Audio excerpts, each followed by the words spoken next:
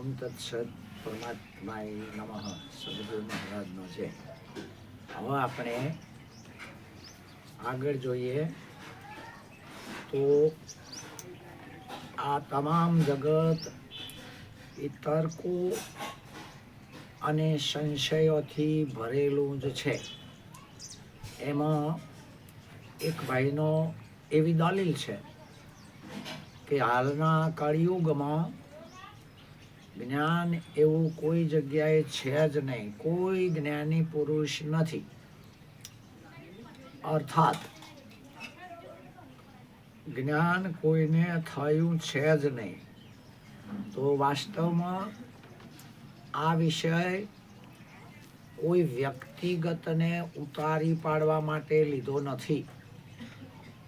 એનો અર્થ એવો નથી કે આપણે પણ જ્ઞાની થઈ ગયા છીએ, પણ સંજોગો વશાત વાસ્તવિકતામાં તો હકીકત એમ છે કે જ્ઞાન એ પોતાના સ્વરૂપાનું સિદ્ધ ચૈતન્ય બ્રહ્મની અનુભવતા છે. એના કોઈ પણ વિષય બનાવવો નહીં, કારણ કે જ્ઞાન એનો અર્થ થાય છે પ્રકાશ, સ્વયં પ્રકાશ. એ સ્વયં પ્રકાશ કોઈનો વિષય નથી અને કોઈનું કારણ પણ નથી, પરંતુ સંજોગો વશાત કહેવું પડે છે કે દાખલા તરીકે એક બેનનો પતિ મરી ગયો,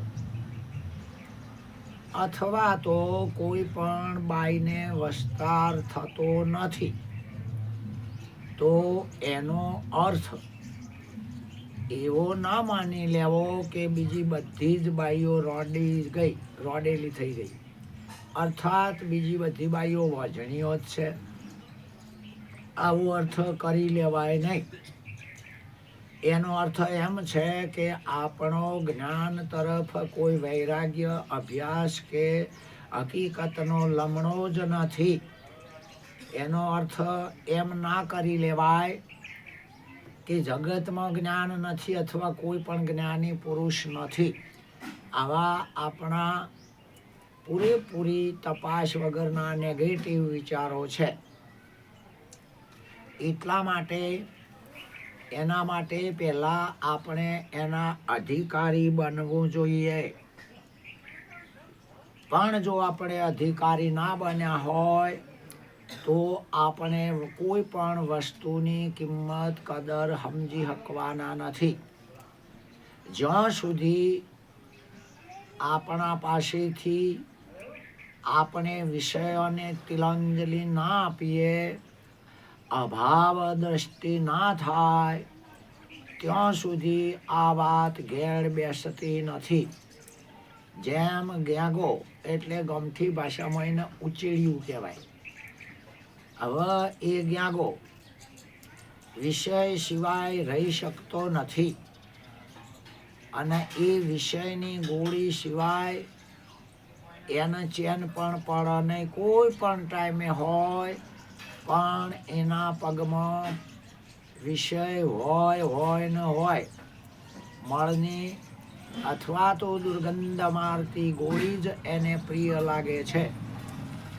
એ વિષયની ગોળી લઈને હાથે હાથે એ ગમે એટલો ઊંચે ચડે પણ એના કોઈ પુષ્પની સુગંધની ખબર પડવાની નથી, અને છેવટે એ જ ગોળીનો ભાર એને ગમે એટલો આગળ ઊંચે ચડ્યો હોય પણ એ ગોળી એને ગબડાવીને હતો ત્યાંના ત્યાં નાખી દે છે.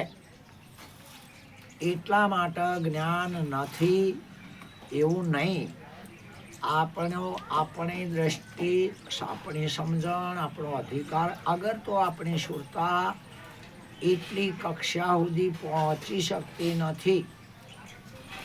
આપણા શાસ્ત્રોએ કહ્યું છે, રામાયણમાં તો ચોખ્ખું કહ્યું કે કલી મેં કેવલ નામ સ્મરણા, કળિયુગ જે ત્રણેય યુગની અંદર પરમાત્મા જે રીતે મળતો હતો એના કરતા કલીમાં કેવળ નામ આધારા નામની સમજ પડી જાય તો 3 યુગો કરતા કળિયુગમાં પરમાત્મા મેળવવાની વિશેષતા વધુ છે.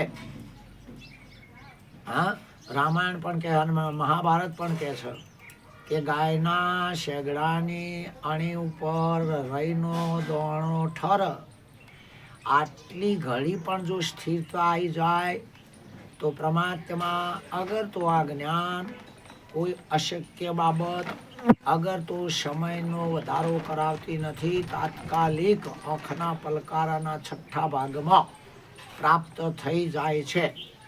એટલા માટે પ્રથમ તો આપણે એ વાતના અધિકારી થવું જોઈએ. હા, એટલે પરંતુ પરમાત્મા એટલે જ્ઞાન. પ્રથમ તો એ વિચાર કરો કે કઈ જગ્યાએ નથી. સૂર્યનો પ્રકાશ ક્યાં ના હોય, મોટા ઝાડવાના નીચે કદાચ ના હોય. એમ જે પોતાનું અસ્તિત્વ છે એ કઈ જગ્યાએ નથી, સભર કોઈ જગ્યા ખાલી નથી. અગર તો જેને આપણે જગ્યા સ્થળ એવું કહીએ છીએ એ જ્ઞાનના બદલામાં ભ્રમિત થઈને કહીએ છીએ. એ જ્ઞાન એ જ જગ્યાનો પર્યાય શબ્દ છે અને જગ્યા કહો એ જ જ્ઞાનનું ઉર્ફે નામ છે. પણ આપણને આપણો વિશ્વાસ ના બેસે, પોતાના જ ઉપર નિષ્ઠા ના બેસે તો પછી આપણે વધારાના બકવા કરીને જ્ઞાન કોઈને નથી. પણ વાસ્તવિકતામાં સ્વાનુભવ સિદ્ધ બાબત એમ છે કે જ્ઞાન સિવાય કોઈ છે જ નહીં. કે જ્ઞાન સિવાય કોઈ છે જ નહીં.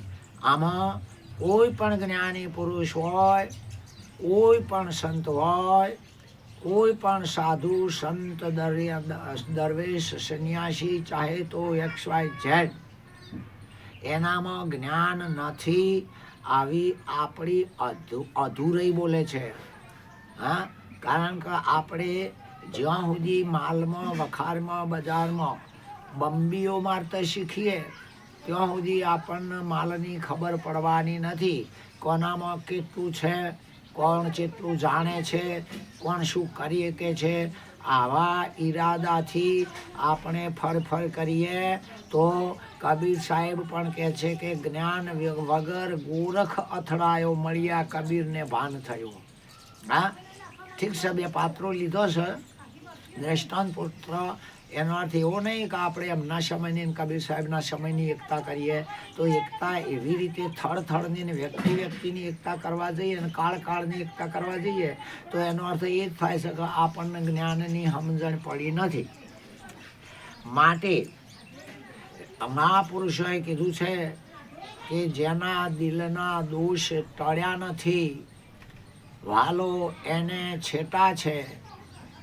જેને સદગુરુના શબ્દો વિચાર્યા નથી, વાલો એને છેટા છે.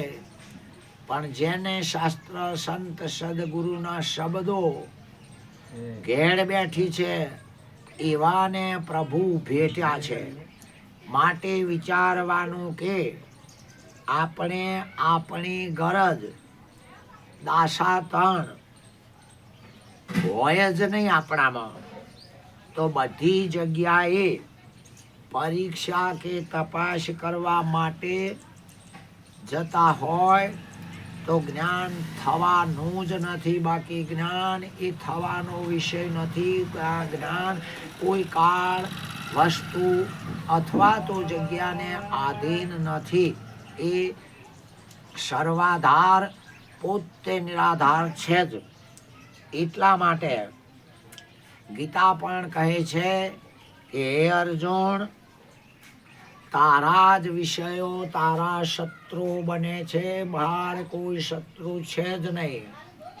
જે 5 વિષયો એ આપણામાં જ રહેલા છે અને આપણને જ જ્ઞાન થવા દેતા નથી.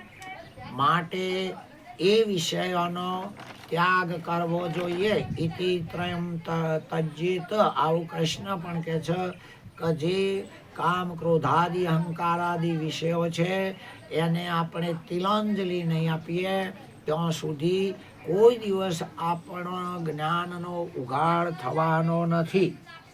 હા, કારણ કે આ બાબત એવી છે કે જેમ એક દિવસે વાવાઝોડું અગર તો સંજોગો વસાત એક ચામાચીડિયું એના દિવાલે ભીટકાઈ ગયું ને અચાનક વાગવાથી આંખ ઉઘડી ગઈ અને દ્રષ્ટિ સીધી સુરત તરફ જઈ અને બધા જ એના સમાજના અંધોને ભેગા કર્યા અને કહ્યું કે આ જગતમાં સૂરજ છે ખરો.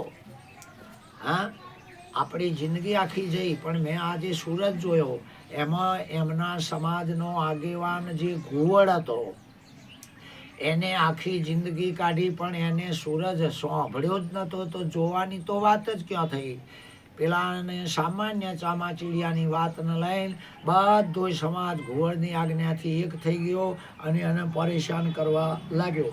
આમ દાસ ભાવ જેના શરીરનો પણ જેના અહંકાર મમત્વ નથી, જેની સ્થિતિ જોવા જઈએ તો કોઈ જાતે જાણે કેપેસિટી અગર તો પ્રોપર્ટી અગર તો કોઈ રીતે કશું જ ના હોય. હા, એ રીતે આવો વ્યક્તિ જ્ઞાનની વાતો કરતો હોય તો અહંકારાદિ ઘુવડના અંધ તમામે ઇન્દ્રિયો આ વાતને માનવા તૈયાર છે જ નહીં અને ઉલટાનો એની પરીક્ષાઓ કરીને પરસાન પુરાવાન આવું બધું માગવા જાય. એટલે જ્ઞાન કોઈ પણ પ્રમાણથી સાબિત કરવા જઈએ હા તો એની અંદર દ્વૈતપણું છે જ નહીં એવી બાબત છે. હા, એટલે સંત શાસ્ત્ર અને મહાપુરુષો કહે છે કે ગરજ વગરનું કદી જ્ઞાન થવાનું નથી.